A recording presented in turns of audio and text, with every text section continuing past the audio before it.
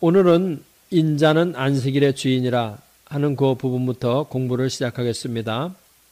우리 다 같이 마가복음 2장 23절부터 28절까지 다 같이. 안식일에 예수께서 밀밭 사이로 지나가실새 그 제자들이 길을 열며 이삭을 자르니 바리새인들이 예수께 말하되 보시오 저희가 어찌하여 안식일에 하지 못한 일을 하나이까. 예수께서 가라사대 다윗이 자기와 및 함께한 자들이 핍절되어 시장할 때에 한 일을 잃지 못하였느냐. 그가 아비아달 대제사장 때에 하나님의 전에 들어가서 제사장 외에는 먹지 못하는 진설병을 먹고 함께한 자들에게도 주지 아니하였느냐. 또 가라사대 안식일은 사람을 위하여 있는 것이요 사람이 안식일을 위하여 있는 것이 아니니 이러므로 인자는 안식일에도 주인이니라. 저는 이 성경 구절을 읽을 때마다 감격으로 이 구절을 읽습니다. 그 이유는 이 구절들 안에서 사람을 사랑하시는 하나님의 깊은 사랑을 몸과 마음으로 느낄 수 있기 때문입니다. 우리 다 같이 마가복음 2장 27절로 28절 다시 한번 읽어보십시다.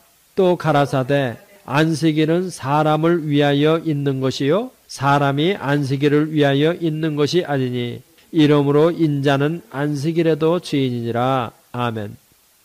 안식일은 사람을 위하여 있는 것이다. 사람이 안식일을 위하여 있는 것이 아니다. 사람들은 종교적 계율을 만들어 그것을 엄격히 준수하는 것을 신앙활동으로 오해를 하는 경우가 많습니다. 그래서 그것을 지키려고 발버둥 치는 사람을 보면 거룩하다고 합니다. 이것은 예수님 당시에도 마찬가지였습니다. 바리새인들은 모세의 율법을 문자적으로 지키려고 노력하였습니다. 그래서 많은 계율을 만들어 그것을 사람들의 어깨 위에 올려놓고 그것을 잘 지키면 종교적 사람이라 존경을 하고 그것을 지키지 않는 것처럼 보이면 그것을 가차없이 비판하고 처벌하였습니다. 이런 사회적 분위기와 전통에서 예수님은 예수님만이 하실 수 있는 권위의 말씀을 하십니다. 안식일은 이런 종교적 계율을 위하여 주신 것이 아니라 사람의 안식을 위해서 주신 것이다. 안식일이 종교적 계율을 위해 주어진 것이라면 안식일의 주인은 안식일이 된다. 그러나 안식일은 사람의 육체의 휴식과 영혼의 재충전을 위하여 주어진 것이기 때문에 안식일의 주인은 사람이다 하는 이런 의미입니다. 사람이 안식일의 주인이다. 사람이 안식일의 주인이라는 선언은 유대교적 배경에서는 혁명적 선언입니다. 예수님은 인자가 안식일의 주인일 뿐만 아니라 보통 사람도 안식일의 주인이라는 데까지 확장하십니다. 그래서 예수님은 인자는 안식일의 주인이다. 이렇게 말씀을 하실 뿐만 아니라 안식일은 사람을 위하여 있는 것이요 사람이 안식일을 위하여 있는 것이 아니다. 이렇게 말씀하시는 거예요. 인자가 안식일의 주인일 뿐만 아니라 보통 사람도 안식일의 주인이다. 예수님은 우리와 같은 보통 사람도 안식일의 주인이다. 이렇게 말씀하시는 거예요.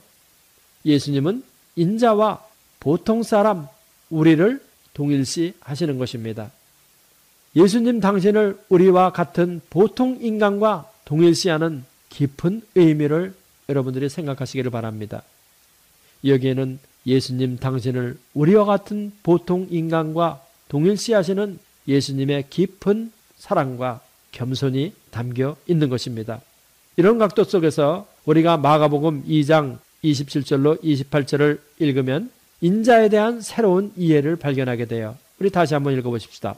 또 가라사대 안식일은 사람을 위하여 있는 것이요 사람이 안식일을 위하여 있는 것이 아니니 이러므로 인자는 안식일에도 주인이라. 아멘. 안식일의 주인은 인자다. 그런데 사람도 우리와 같은 보통 사람도 안식일의 주인이다.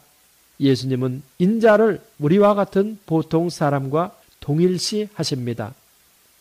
예수님은 인자를 우리와 같이 동일시 하셨다. 우리는 여기서 인간이 되기까지 자기를 낮추신 예수님의 사랑과 겸손을 알게 됩니다. 이것이 바로 깊고 깊은 은혜입니다. 하늘에서 인간이 되기까지 내려오신 인자를 통해 우리와 같은 보통 사람이 인자 안에서 신적 경지에까지 승귀하는 축복이 있게 되는 것입니다. 이것이 인자 안에 감추어진 깊은 의미라고 저는 믿습니다.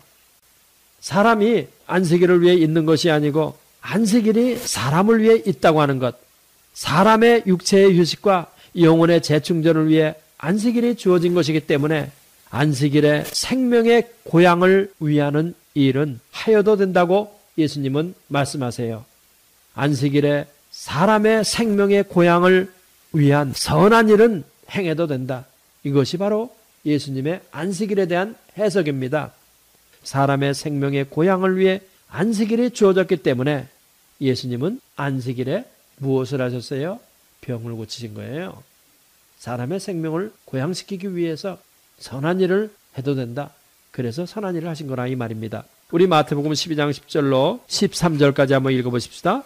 한편 손마른 사람이 있는지라 사람들이 예수를 송사하려 하여 물어가로되 안식일에 병 고치는 것이 옳으니까 예수께서 가라사대 너희 중에 어느 사람이 양 한 마리가 있어 안식일에 구덩이에 빠졌으면 붙잡아내지 않겠느냐.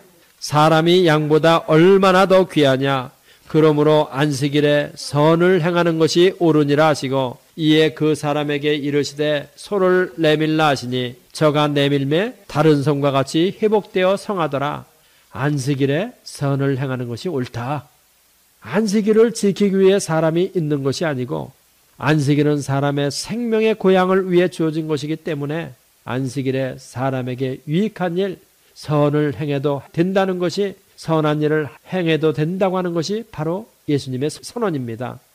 아시겠죠?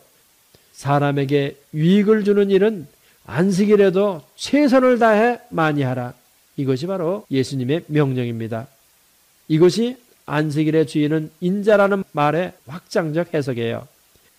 여기에 사람의 생명을 사랑하시는 하나님의 사랑을 느낄 수 있지 않아요? 안식일에 사람의 생명을 고양시키는 선한 일은 해도 된다. 그러한 나를 우리에게 주신, 그러한 안식일을 우리에게 주신 하나님. 우리는 그 안식일에서 하나님의 사랑을, 사람을 향한 하나님의 사랑을 느낄 수 있다는 것입니다. 인자는 안식일의 주인이다 하는 의미라 이 말입니다.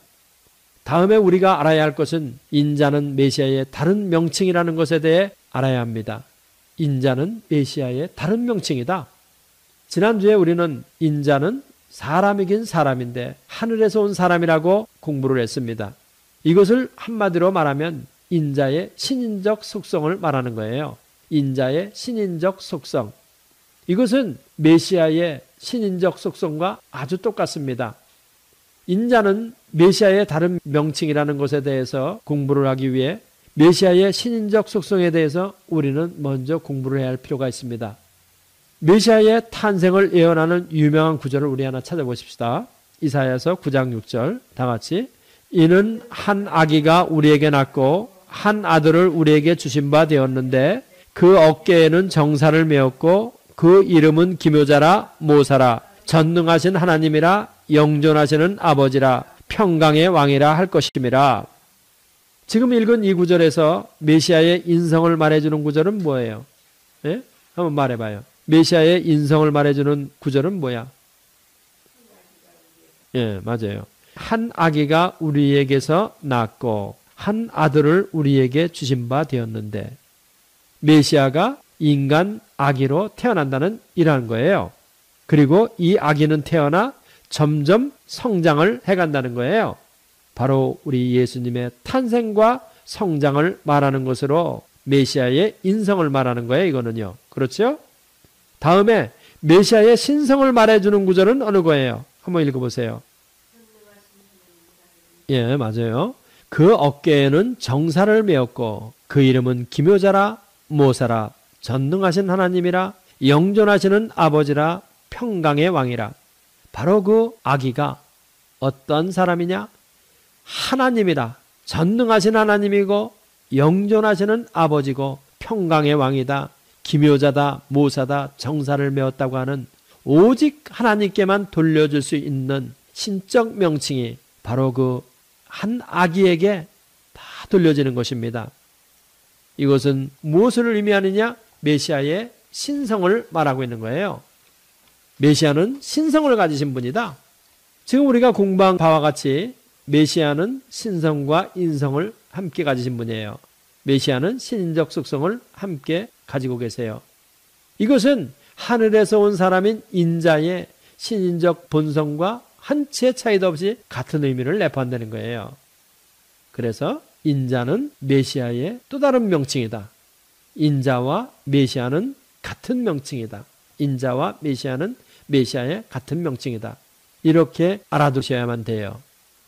우리 예수님께서는 자신을 메시아로 여기셨으면서도 메시아라고 하는 그 말보다도 인자라는 호칭을 사용하기를 아주 즐겨하셨습니다.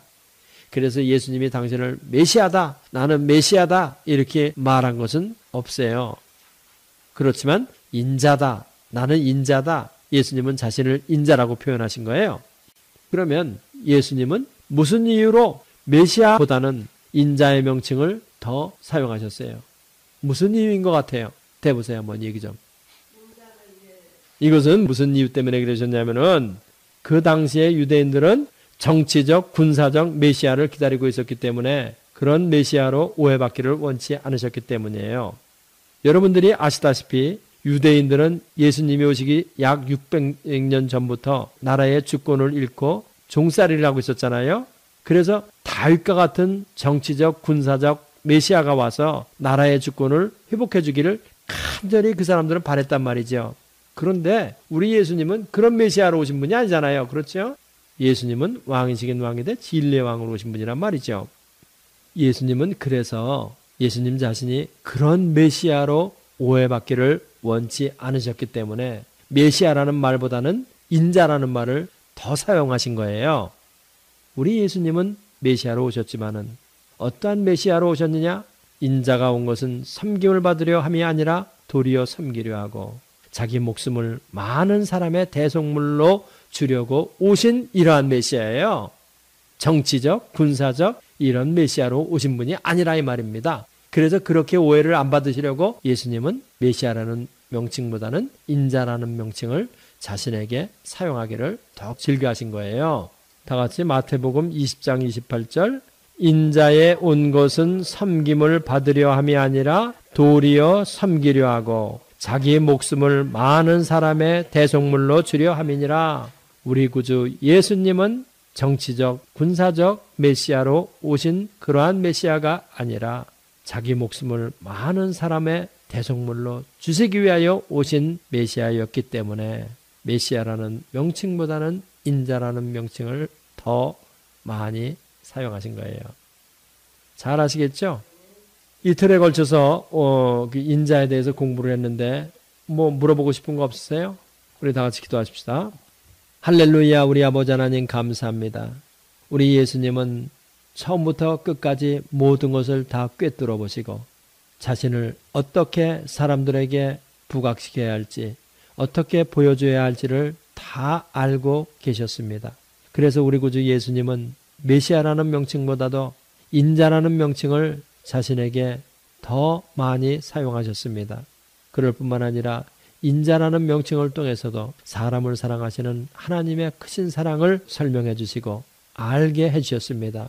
우리 아버지 하나님께서 저희들에게 지혜의 문을 열어주시고 하나님의 말씀을 깨닫는 문을 열어주셔서 더욱더 날마다 하나님의 말씀에 깊이 깊이 들어갈 수 있는 저희들이 다 될 수 있도록 축복하여 주옵소서. 믿습니다. 예수님의 이름으로 기도하옵나이다. 아멘. 이 성경 공부를 하신 분은 곧바로 라이크 버튼을 눌러주세요. 여러분의 수고가 하나님 나라 확장에 큰 도움이 됩니다.